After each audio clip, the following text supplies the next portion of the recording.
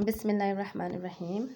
Sorry, Assalamu alaikum warahmatullahi wabarakatuh. I just got cut off there. So continuing on, we were doing example 2. So we're going over the jumlatul inshaiyyah sentences where the possibility of truth or falsehood does not exist. So the first one we went through al-amr, to command, idrib means hit, aqim as-salah means establish salah. The second one, an-nahyu, it means to prohibit. For example, la tadrib, it means do not hit. La tarfa'u aswatakum means do not raise your voices. So like I was saying when I began the video and it just cut off accidentally, all these examples, so there's going to be 10 different examples of the sentences of jumlatul inshaiyyah. So we need to learn them all. I've given 2 examples. I've given 2 examples explaining the different types of jumlatul inshaiyyah which exist. So ideally, I want the sisters to learn 2, if not just to learn 1. But yeah, we need to know these. So the third one is al-istifham. So what is al-istifham? It means to question. So for example, kayfa haluk, that means how are you? Alastu birabbikum means am I not your Lord? Am I not your Lord? And the fourth example is at-tamanni. So at-tamanni is also a jumlatul inshaiyyah. And the at-tamanni refers to wish. So for example, layta shababa ya'ud. If only the youth age returned. Laytani kuntu turaba. If only I became dust. So there's 2 different types of wishing. So this one is at-tamanni, and the other one we're going to be looking at is at-taraji, and this is to hope. And I want you sisters to learn the difference. So the first one is to wish, and this type of wish refers to something which is unattainable. So for example, this example where it says laysa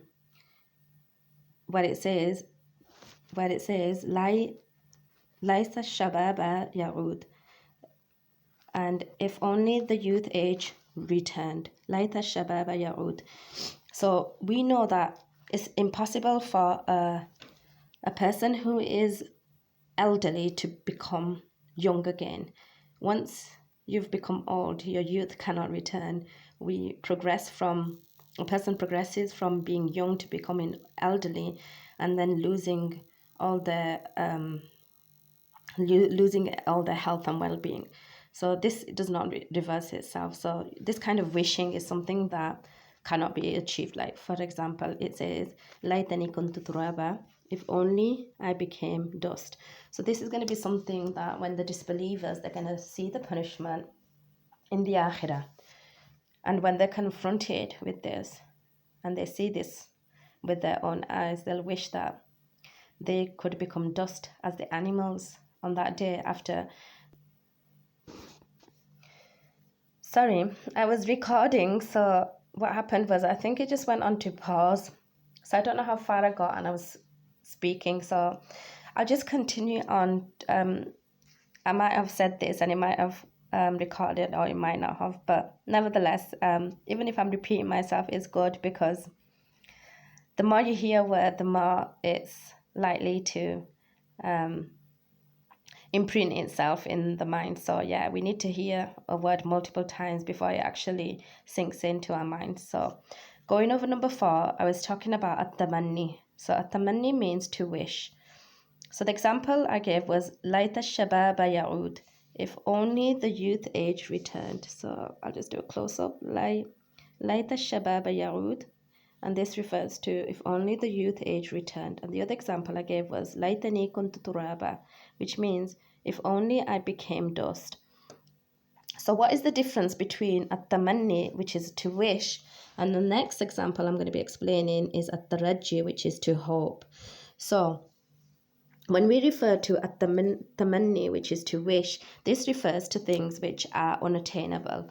So for example, if only the youth age returned, we can't ever be young again. once we've become elderly and lost our youth, we can't ever hope that our youthful looks and our health and well-being that we had when we were younger will somehow just reappear, because once a person loses their health, that is it. They go on, to becoming more feeble and less able to do those things which they were able to do when they were young.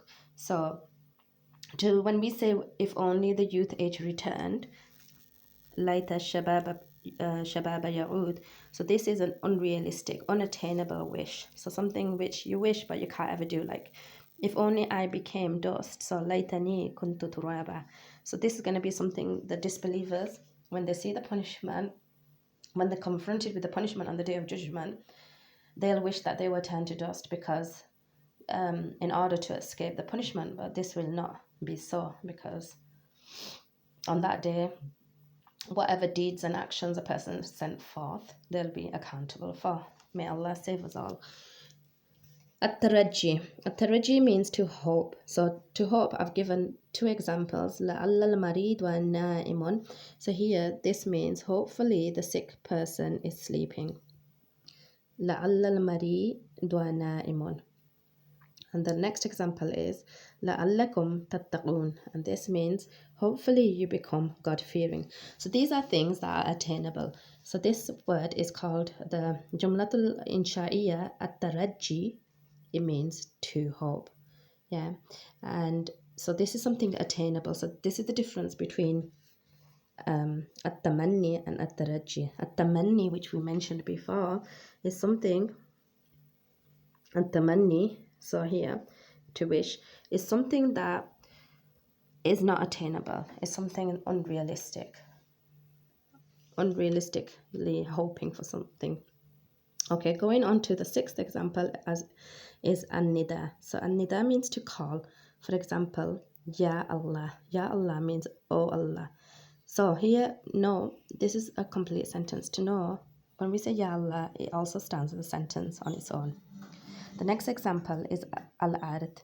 So al-ard means to request. So this is like a rhetorical question, a question which doesn't require an answer. Ala tajtahidu fatafuza. So, and you're going to try hard so that you become successful. Ala tajtahidu fatafuza. So this doesn't require an answer as such. Ala ya'lamu man khalaq.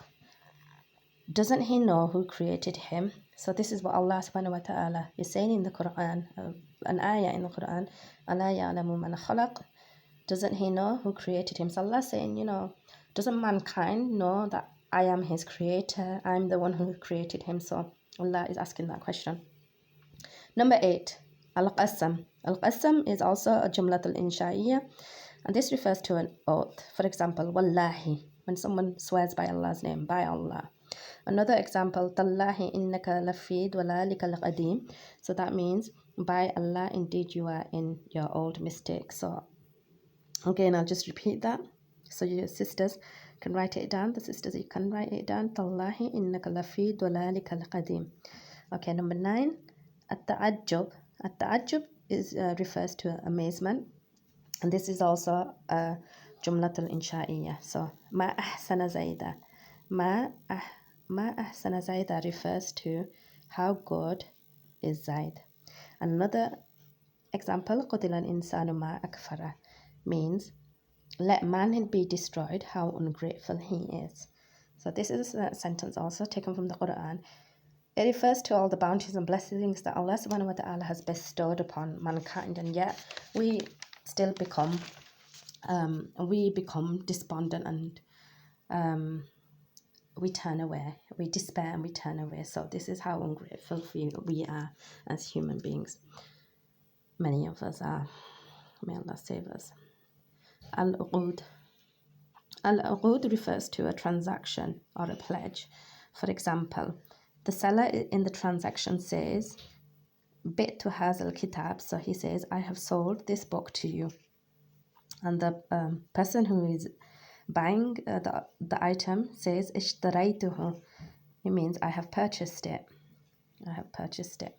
Okay, so here there's a note which says, in the above example of al-uqud, it may seem to be a khabriya sentence. However, in Islamic law, so khabriya, al-jumlatul khabriya is where the possibility of truth or falsehood exists. But it's saying in Islamic law, a contract is binding on both parties so that there can be no question of truth and falsehood. Therefore, such a statement will be classed as inshaiyyah. Nevertheless, if a person informs you of having bought a book and says, I have purchased this book, then this statement will become al-khabriya. So the difference in this case between the khabriya and inshaiyyah sentences here, when a person is saying under oath and is pledging, I have purchased it, this does not become a khabriya sentence. It's a uqud sentence, so it's a transaction pledge, so it's like a promise. So this will not have the element of truth or falsehood in it. So this is why it's classified as al-uqud. So these are the 10 different sentences, and these are the ones that we need to learn. So the best way I suggest to learn them is that if we write them out. So we first look at them and go over them, so repeat them a few times in our minds, and then cover the page and then try and write down as many as we can without looking at them.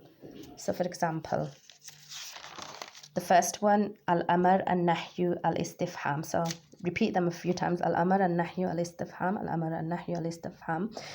And then without looking at them, you try and write these down, al-amr al-nahyu al-istifham. So when you're trying to write it in the Arabic, what's going to happen is, then when you're trying to write it without looking, you realize that sometimes, for example, this ha, you might put the big ha. So things like that, like where there's a qaf, you might put the kaf instead of the qaf, or you might put, like, instead of the sad, you might, like, here aswatakum, you might put a sa. So then you realize, oh, you've done the letter wrong. So it's only trying to write it down from memory that we actually learn from our mistakes. And then this is a good way of memorizing, where we repeat it a few times and then try to learn it without looking at it. And then the things that we get wrong, we correct ourselves and continue on with this process, inshallah, until we've learned all the words. So I hope this video was of some help, inshallah. I'm sorry it's probably cut into 2 parts, and in between I also thought that it was recording, so I'm not sure how many times I've repeated myself. Yeah, so continue on, sisters, and really exert and strive and put in that effort, and inshallah you will all, I pray that you all succeed and pass with flying colors, inshallah. So inshallah I will speak to you all in the next video, inshallah. Take care, everyone, and happy holidays and happy studying. Assalamu alaikum wa rahmatullahi wa barakatuh.